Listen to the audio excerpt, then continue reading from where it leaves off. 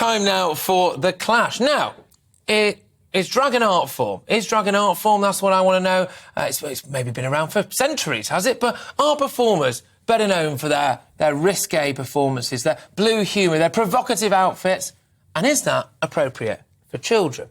Well, it's a question facing parents following the arrival, of course, of the new so-called Drag Queen Story Hour in the UK. It launched stateside in 2015. It was set up to, quote, inspire a love of reading while teaching deeper lessons on diversity, self-love and an appreciation of others. But in recent days as well, there's also been outrage, hasn't there, over footage coming out of Dallas, which has prompted lawmakers in Texas and Florida to call for a ban on bringing children to drag shows. Well, campaigners, of course, are now calling for the event, which is returning next month for a nationwide tour, to be banned outright.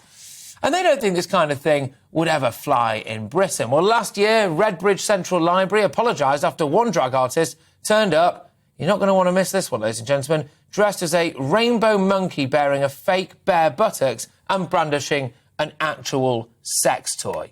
Yes, that's right. That actually happened anyway. But what do you think? Are drag queens appropriate for children? Well, let me know your thoughts. Email in right now, dan@gbnews.uk. Tweet me at GBNews and vote in our poll while you're there as well. I'll bring you the results very, very shortly. But doing battle on this, not before time as well, is Cherry Valentine, star of hit TV show RuPaul's Drag Race UK, and author and journalist Laura Dodsworth. Cherry, I'll start with you. Thank you very much, especially for coming into the studio, sashaying your way in, some would say. But you are very welcome. Yes, so look, should people like you be performing in front of kids?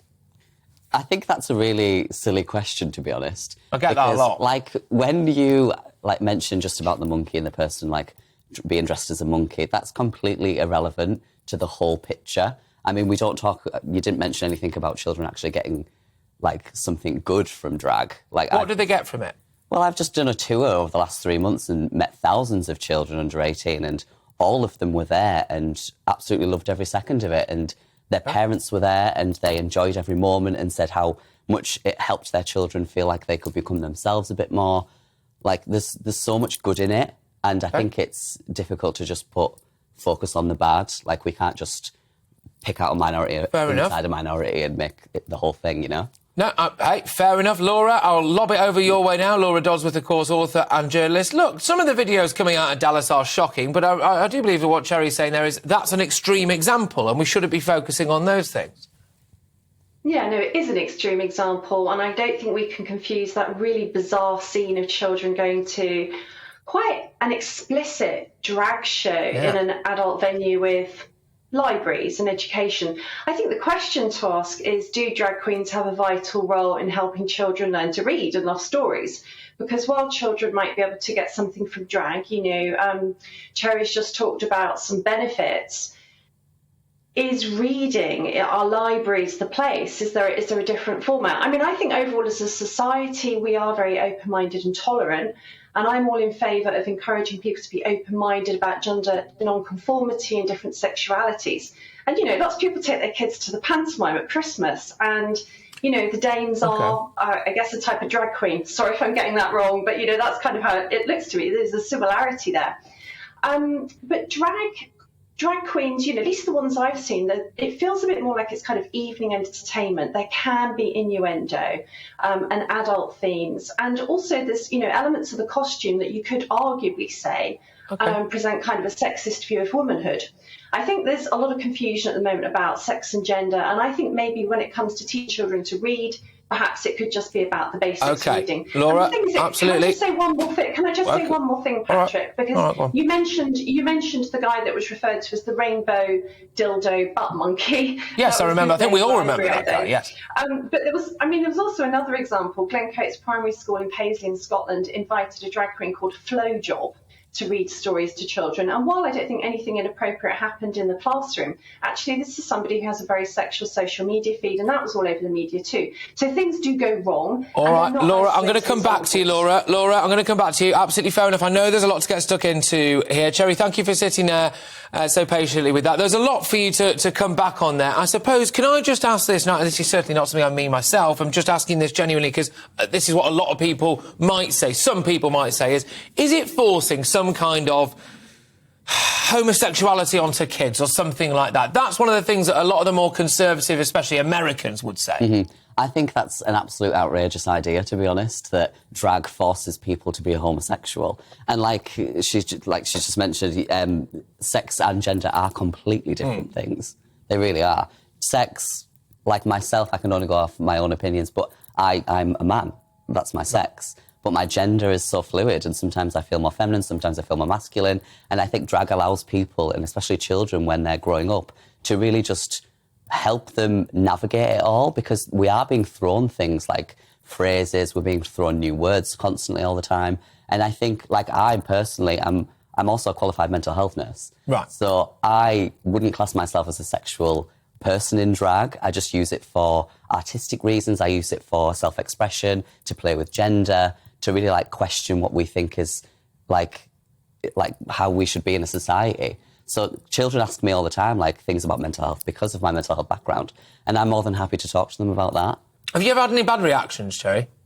No, I haven't. No, not from children or parents that I've been with, but I have heard from other people that they have had bad reactions. I've obviously had homophobic attacks and all stuff like that, because it is very common still, whether we like to admit it or not. Yeah, Laura, OK. You mentioned something there that I thought was interesting. I'd not given it too much thought myself, I think, for obvious reasons. But you said that potentially sometimes there are elements of drag that could be deemed offensive to women. What is that? Is it over-stereotypical in your view? What do you mean by that?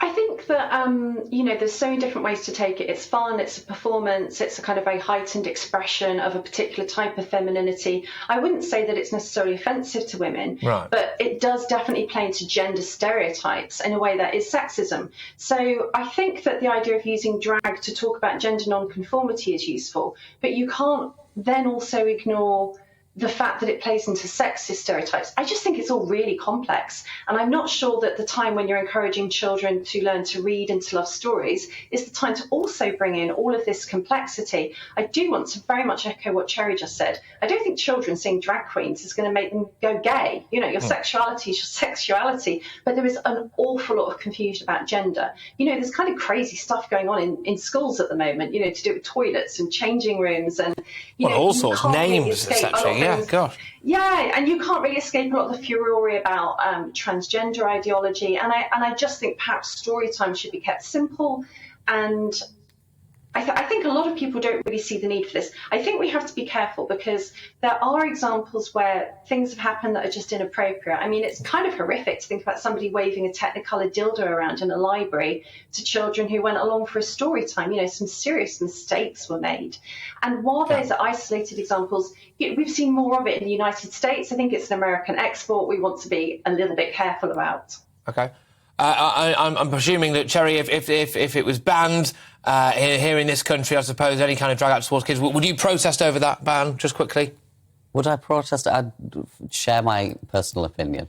OK. All right. Look, thank you so much. Really, really appreciate both of you coming on the show. Cherry Valentine there, of course, star of the hit TV show RuPaul's Drag Race UK, and journalist Laura Dodsworth.